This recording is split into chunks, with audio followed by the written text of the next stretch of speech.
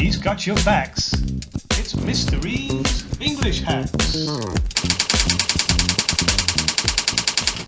We're going to be focusing on the unseen poetry question in AQA Literature Paper 2. The second question, the one that asks you to compare two poems. This is worth 8 marks, but remember, 8 marks can make the difference between 2 grades. Let's have a look.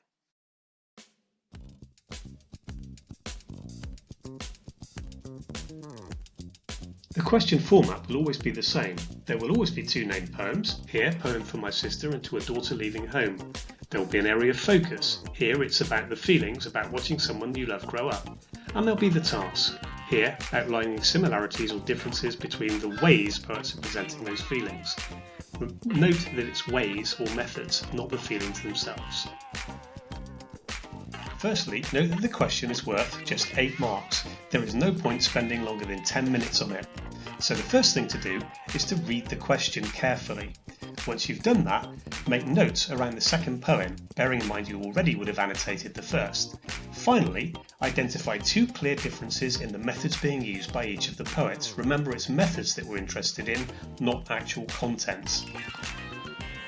In your answer, you should be aiming to write 2 paragraphs, each containing an essential difference or a similarity between the 2 poets' methods. So for each paragraph, follow this template. Firstly, make your statement about what the feelings are in poem A. Go on to show how the writer achieves these using poetic devices, such as the ones demonstrated. There are many to choose from. Then, link through to poem B with a comparative word or phrase. Again, here are some examples. Then go on to state what the feelings are in poem B, and again, how they are achieved using poetic devices.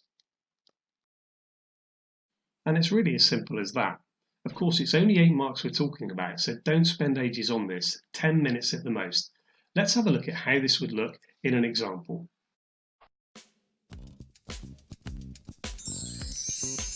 Firstly, we don't need that first sentence. You don't need an introduction here, there's no time.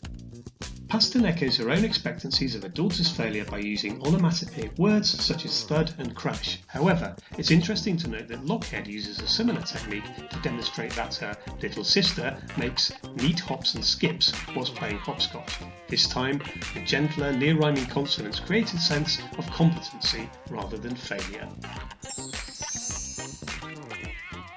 Remember that this needs to be done twice.